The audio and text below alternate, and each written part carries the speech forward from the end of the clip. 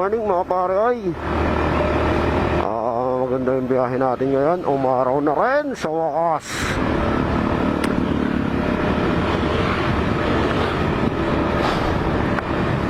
Sa loob ng isang linggong ulan-ulan, nagpakita pa rin si Haring Araw ngayon mga pare ay.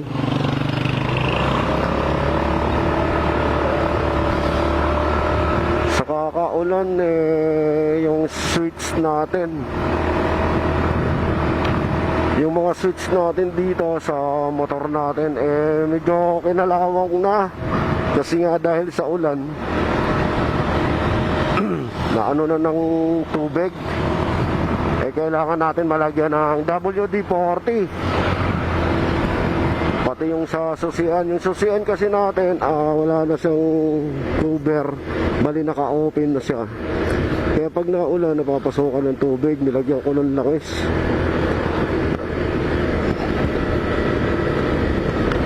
Nilagyan ko ng langis, ayan, medyo na ano naman, gumana na, pumapasok na. Pero mas labis pa rin talaga yung WD-40 yung ilalagay natin.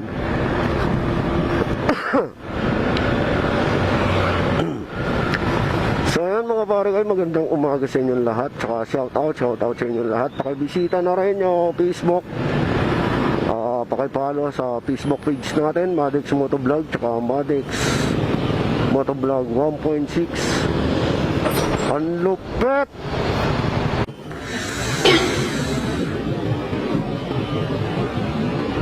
Motovlog 1.6.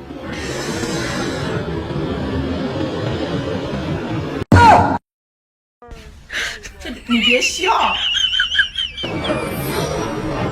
Hello, Bert.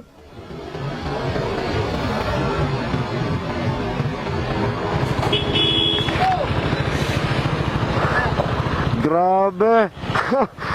Pasaway yun ah. Ang laki-laki niyan eh.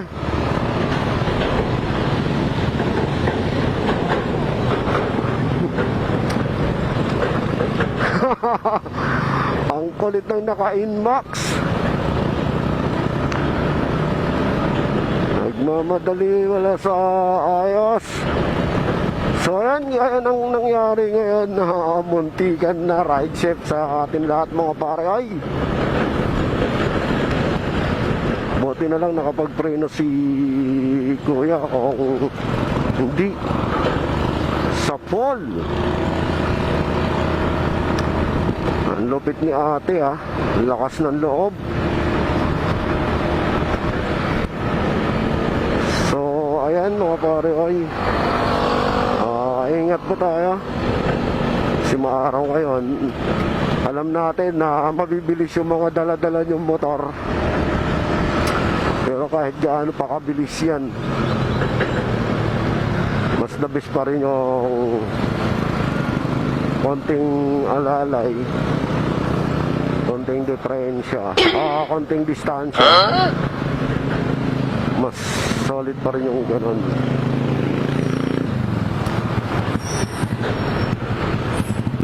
Hindi ka makikita niya kasi napakataas niyan, napakataas yung truck na yun, kaya kailangan talaga mag konting distansya ka dyan. Gaya nga yung kanina sa Inmax, mataas yan. Kaya kung aanin mo yan, nako, siguro sa pool ka dyan. So ayan mga pare kayo, ride ship lang. Hindi natin kailangan ng mabilis. So kailangan maging kalmado ka lang. Si ate nagmamadali yan, sigurado kasi. Oy, punta pa ako sa Lubak. So ang motor natin ngayon mapakadungis, kasi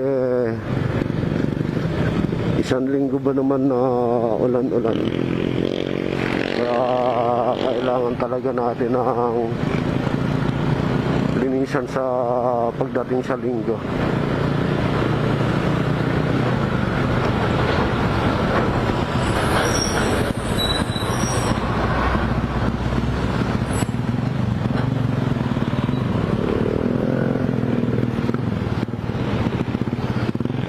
Mataas tong truck na to.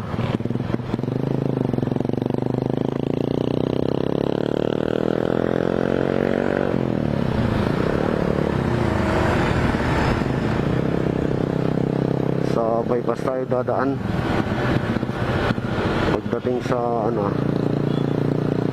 Pagdating sa Cruz, sana hindi masyadong matraffic doon.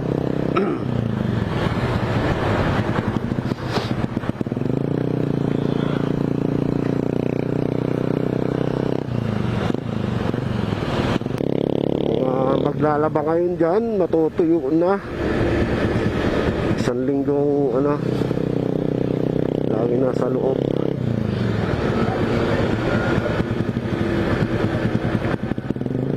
Pag ganyan kataas na sinusundan mo,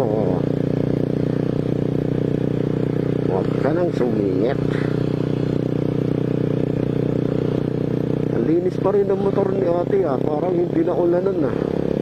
Hindi mo ba binayahiyam nung umuulan? Naka-board man. Ang bangis siya. Lulupit. Shoutout sa mga nakakasabayan ka dito sa bypass road. Lupit ng birdman mo ate. Dapat pag-helmet ka man lang.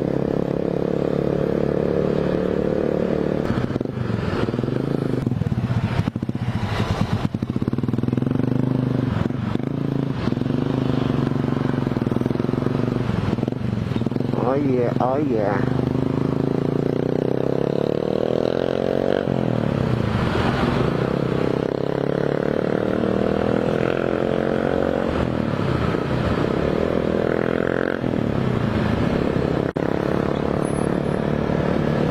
So jolly.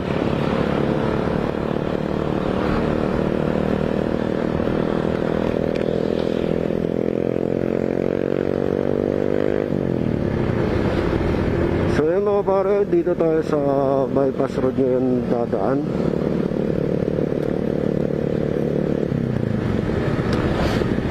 Kasi sigurado alam natin na matraffic na yun doon pagdating sa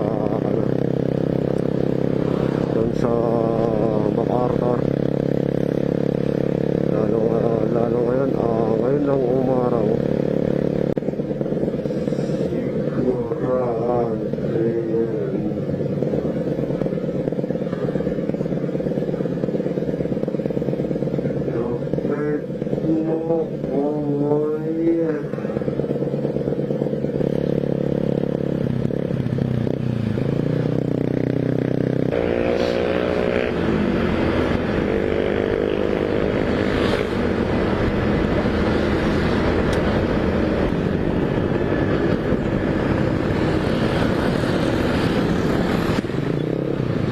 So ba pupunta to si yung truck? Mahirap sumingit dyan.